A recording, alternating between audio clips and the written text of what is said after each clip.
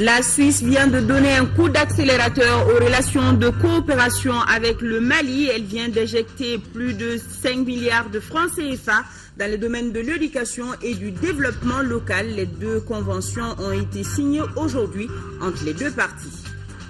La problématique de la mise en œuvre des stratégies nationales de développement de la microfinance au Mali, la question est au centre d'une rencontre entre professionnels du domaine. Le secteur se porte mal ces temps-ci au Mali. Comment le relancer? C'est de cela dont il est question. Dans ce journal, nous allons prendre le train ensemble pour célébrer l'arrivée à la gare de Bamako du premier train à vapeur de la voie ferrée Caille-Niger. C'était un 13 mai 1904 à 13h. Souvenir dans cette édition. Bonsoir à tous, merci de votre présence et nous allons commencer ce journal par ce communiqué. Le Conseil supérieur de la magistrature s'est réuni en session ordinaire ce mardi 15 mai 2014 au Palais de la République, sise à Koulouba, sous la haute présidence de son Excellence, M. Ibrahim Boubacar Keïta, président de la République, chef de l'État et président du Conseil supérieur de la magistrature. Au cours de cette session, le Conseil a examiné et délibéré sur le projet portant nomination de 119 magistrats du ministère public et des justices de paix à compétences étendues. Ces nominations s'inscrivent dans le cadre de la nouvelle réforme judiciaire engagée par le président de la République, président du Conseil supérieur de la magistrature, qui a réitéré aux membres du Conseil sa volonté et son engagement ferme en faveur d'une justice indépendante et exemplaire qui ne laisse aucune place à l'impunité et l'injustice. Les travaux du présent Conseil se sont déroulés dans une atmosphère sereine et conviviale. Et pour plus de précisions sur ces mutations, écoutons le ministre de la Justice, garde des Sceaux, Mohamed Ali Bachili. Il est au micro de Amadou Sankari. Un redéploiement de personnel doit surtout viser, à mon sens, l'intérêt d'améliorer l'administration. C'est donc en ce sens qu'il faut le prendre. Chaque fois qu'on le fait, en tout cas, c'est l'espoir qu'on attache au changement de personnel au moment où on le fait. Les résultats, c'est autre chose. Le temps nous permettra de les évaluer. Mais pour l'instant, nous pensons que ce serait une bonne chose d'évoluer dans le sens d'une meilleure administration de la justice, de manière à ce que les citoyens et les citoyennes adhèrent de plus en plus à l'action des juridictions. C'est ce qui est le plus important. Par rapport à ce redéploiement, est-ce qu'il y a une date déjà? C'est le Conseil supérieur de la magistrature qui décide. Et là, ils viennent de décider par rapport au parquet, au procureur, au substitut du procureur, au juge de paix à compétences étendues. On a estimé qu'il faut que l'ensemble de la famille judiciaire évolue des mêmes élans pour essayer de traduire dans les actes les objectifs de son Excellence, Monsieur le Président de la République, par rapport à la justice, au respect des droits des citoyens et à la lutte contre des phénomènes comme la corruption, le blanchiment d'argent, et j'en passe. Ouverture hier après-midi sous la présidence du Premier ministre Moussa Mara des travaux de la cellule technique de réforme du cadre des affaires au Mali. L'objectif recherché pour le département en charge des investissements, c'est de contribuer à l'amélioration du climat des affaires au Mali afin de faciliter le commerce transfrontalier, facteur de croissance économique. Youssouf Tchekité nous fait le point.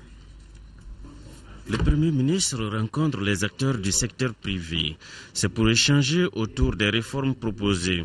Propositions faites par le département en charge des investissements. Plusieurs actions ont été entreprises, notamment au niveau de la création d'entreprises, du permis de construire, également du transport, du commerce transfrontalier, sur lesquels nous avons apporté certains éclaircissements, mais certaines démarches qui ont été menées. Les représentants du secteur privé estiment que les réformes amorcées par le gouvernement vont dans le sens de l'amélioration du climat des affaires au Mali. Les autorités maliennes ont pris en tout cas toutes les dispositions pour que vraiment le climat des affaires puisse se sentir mieux et que nous, les hommes d'affaires, nous puissions apporter un plus, en tout cas, à l'économie nationale.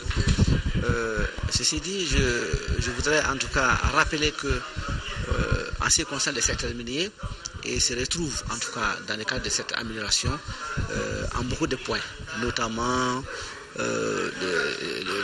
les guichets uniques. Le Premier ministre conseille plus de synergie en vue de relever les défis du secteur, gage de croissance économique. Il y a eu de bonnes résolutions sur le fait d'accélérer le rythme des différents comités techniques sectoriels avec le secteur privé, de multiplier les réunions pour que la prochaine fois, quand on se retrouvera dans 3 mois, qu'on ait déjà avancé au niveau des deux côtés. L'objectif recherché au sortir de ces débats est de gagner le pari d'un véritable décollage économique après la crise sécuritaire et institutionnelle qui a secoué le pays. Je vous le disais tantôt, la Suisse et le Mali viennent de signer 2 conventions en faveur de l'éducation et du développement local. L'une des conventions porte sur la 4e phase du programme d'appui à la décentralisation de l'éducation, un programme qui concerne les cercles de Sikasso, Mopti, Youarou, Djéné, Tombouctou et Niafunké. Ramata Kounate pour les détails. Par la signature de ces 2 accords, le gouvernement suisse met à la disposition du Mali une subvention d'un montant de près de 5,5 milliards de nos francs. Grâce à ce financement, 2 programmes de développement pourront se poursuivre. Il s'agit en premier lieu de la 4e phase du programme d'appui à la décentralisation de l'éducation PAD.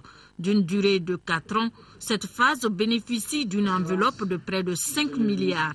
Sous forme d'appui budgétaire, elle soutient les collectivités territoriales et les services techniques des collectivités et les services techniques déconcentrés du secteur de l'éducation, de tous les cercles de Sikasso, de Mopti, de Youarou, de Djéné, de Tombouctou et de Niafunké.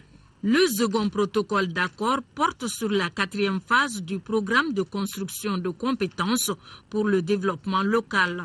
Ici, près de 500 millions de nos francs seront investis dans la formation professionnelle. Les étudiants bénéficient tout au long de leur cursus universitaire de modules complémentaires en lien avec le développement local. Des stages de vacances sont organisés afin qu'ils se familiarisent avec les réalités du terrain.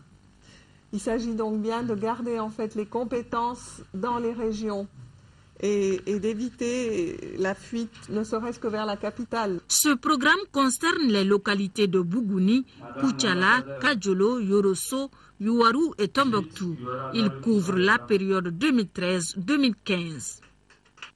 La journée de la microfinance, c'est aujourd'hui ici à Bamako. L'événement a réuni autour du thème principal la problématique de la mise en œuvre des stratégies nationales de développement de la microfinance au Mali. Une rencontre organisée par le ministère de l'économie et des finances. Rachel Tessougué nous donne plus de détails. Cet espace d'échange offre l'opportunité aux acteurs de la microfinance de trouver des solutions durables pour la relance de ce secteur qui est actuellement confronté à d'énormes difficultés. Cela en vue de satisfaire les besoins de financement des communautés les plus pauvres. On essaiera de ramasser de façon générale l'ensemble des problèmes auxquels le secteur est confronté, notamment du point de vue loi, du point de vue environnement, du point de vue gestion, du point de vue gouvernance, du point de vue financement du secteur, pour pouvoir les aborder, élaborer un plan d'action et pouvoir le mettre en œuvre, l'évaluer pour relancer le secteur. Ce secteur vise la population la plus faible, la population la plus pauvre et occupe aussi une place de choix dans la bancarisation dans ces pays. Selon le ministre de l'économie et des finances, le développement de la microfinance exige une bonne gouvernance. Nous pensons que c'est un secteur auquel le gouvernement doit accorder la plus grande importance et le système bancaire venant en relais à ce secteur-là pour l'appuyer, le soutenir et l'encadrer quelque part. C'est pour ça qu'on a pensé qu'aujourd'hui, il est bon que tout le monde on se réunisse autour de la table pour échanger de ce que nous voulons faire de ce secteur tous ensemble, compte tenu des attentes qui sont à ce niveau-là, notamment au milieu rural, qui représente 80% quand même de notre population. La mission essentielle de la microfinance est de permettre à des populations exclues du système bancaire d'avoir accès à des services financiers de proximité. Demain, mercredi, s'ouvre ici au Mali, et ce pour 2 jours, un forum de haut niveau organisé par le Conseil national du patronat du Mali et le Conseil général des entreprises du Maroc. Le ministre de l'Industrie et de la Promotion des investissements nous donne d'amples informations sur cette rencontre qui va réunir plus de 43 entreprises marocaines. Moustapha Benbaka est au micro de Ibrahima Traouri. Les attentes, de façon générale, c'est qu'il y ait vraiment des partenariats concrets, c'est tout. Vraiment, l'objectif, c'est ça, c'est que, d'une part, la partie malienne puisse bien entendu trouver des partenaires qui seront prêts à investir, qui seront prêts à les accompagner dans le développement de leurs entreprises, de façon générale, dans divers secteurs, mais également que cela puisse satisfaire également la partie marocaine. Parce que nous rentrons dans le cadre d'un partenariat qui est solidaire, un partenariat solidaire, donc gagnant-gagnant au niveau des deux parties. Donc l'objectif, c'est vraiment d'avoir ce type de partenariat entre les entreprises privées. L'autorité nationale des élections de la République centrafricaine. L'objectif de cette rencontre était de discuter et d'échanger avec la CENI ses expériences suite aux élections législatives et présidentielles qui se sont tenues au Mali au cours de la transition. Mahamadou Doumbia nous en parle. La République centrafricaine, à cause des problèmes sociopolitiques, traverse de grandes difficultés. C'est pour préparer le retour à la normale, sortir ainsi de la crise et organiser des élections crédibles et transparentes qu'une délégation de l'autorité nationale des élections est venue discuter et échanger des expériences avec les membres de la Commission électorale nationale indépendante CENI. Nous sommes venus au Mali, c'est une source d'inspiration. Nous sommes venus pour que vous nous aidiez. Aidez-nous, ça je le dis et je pèse mes mots. Aidez-nous pour nous en sortir parce que nous sommes surpris par ce qui nous arrive. C'est un honneur pour la CENI et le Mali donc d'avoir la visite d'échange, donc de partage d'expérience avec nos frères et nos sœurs de la Centrafrique. Le Mali, vous savez, vient de vivre les mêmes événements que la Centrafrique il y a 2 ans et nous avons, grâce à Dieu, l'ensemble des acteurs nationaux et internationaux pu organiser des élections acceptables de sortie des crises. Au niveau de la République centrafricaine, l'autorité nationale des élections, composée de 7 membres, a déjà un chronogramme qui lui permet de préparer des élections durant cette phase transitoire.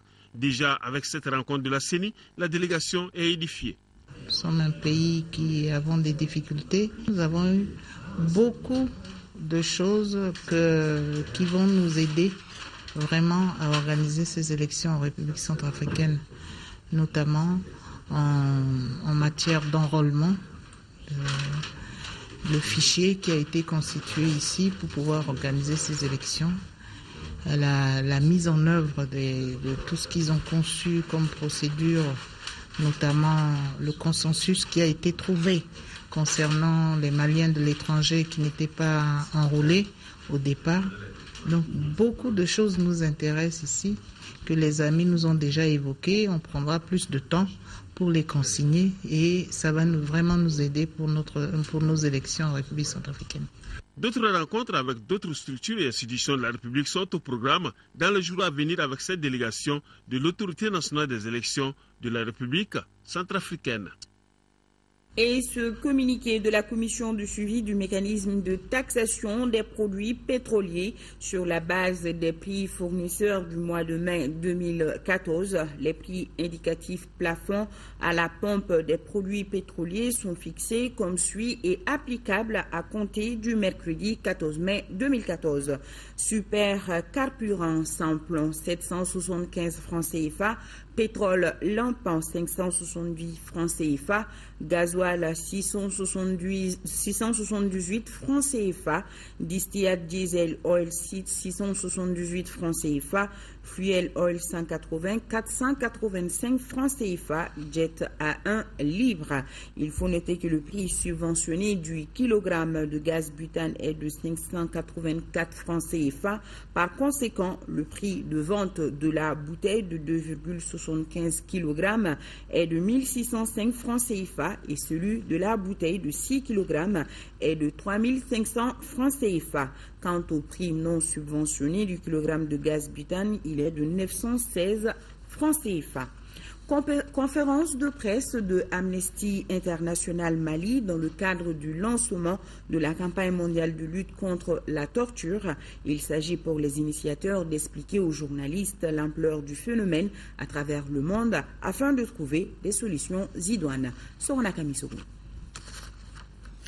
Amnesty International Mali a créé un cadre idéal pour lancer la campagne internationale contre la torture.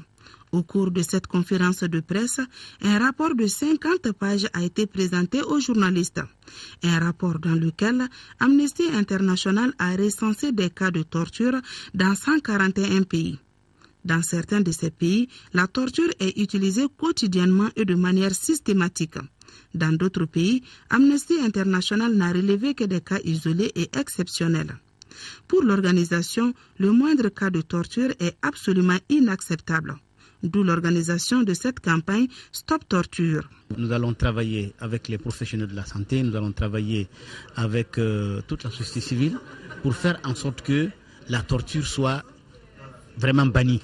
Parce que depuis plus de 30 ans, les États se sont engagés à travers la Convention contre la torture. Nous pensons qu'il est encore nécessaire de mobiliser la société civile, de mobiliser tout le monde, de mobiliser particulièrement les journalistes pour que tout le monde puisse parler de cette torture-là et peut-être que ça va cesser. Le présent lancement a pour objectif de faire une large couverture médiatique mondiale d'une part et d'autre part pour obtenir le renforcement de l'engagement des membres, sympathisants et de nouveaux publics. La campagne Stop Torture est une campagne mondiale de 2 ans. Elle vise à obtenir un impact mesurable en matière de droits humains partout dans le monde et particulièrement dans les pays cibles. Une autre conférence dans ce journal, celle donnée par l'Association malienne pour la protection et la promotion de la famille. C'était sur la vision 2020, une conférence qui devra permettre aux élus locaux, la société civile et les gouvernants de défendre d'une part à un haut niveau la planification familiale et d'autre part de façon concertée au sein de leur famille. Fatoumata Kone, compte rendu.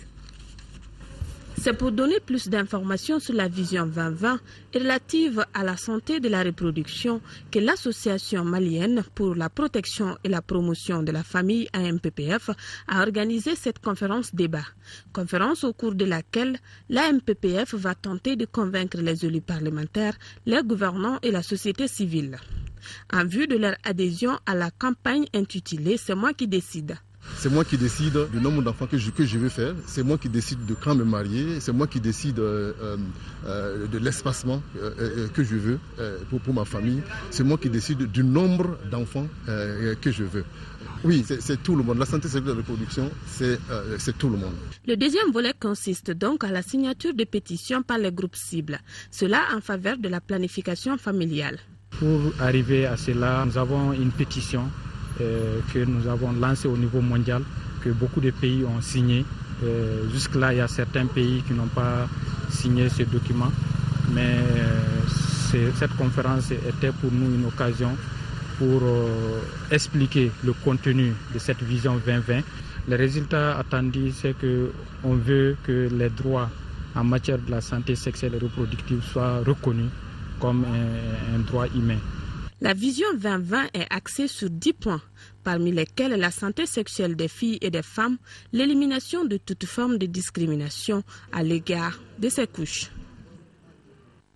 À Ségou, démarrage des travaux sur le bien-être de la femme. Cette rencontre est initiée par les acteurs de la promotion de la femme en partenariat avec l'ambassade du Royaume des Pays-Bas au Mali. Le reportage de Fousseini Samaki.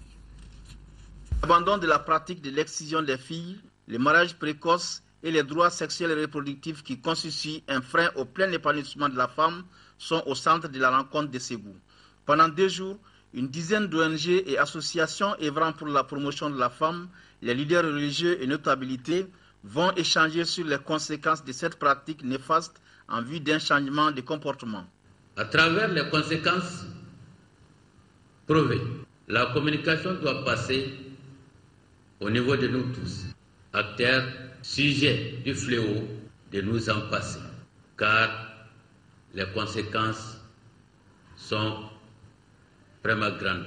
Nous nous sommes rendus compte de plus en plus que surtout au niveau de la thématique santé de la reproduction, des droits reproductifs et sexuels, il y a un travail d'ensemble à faire.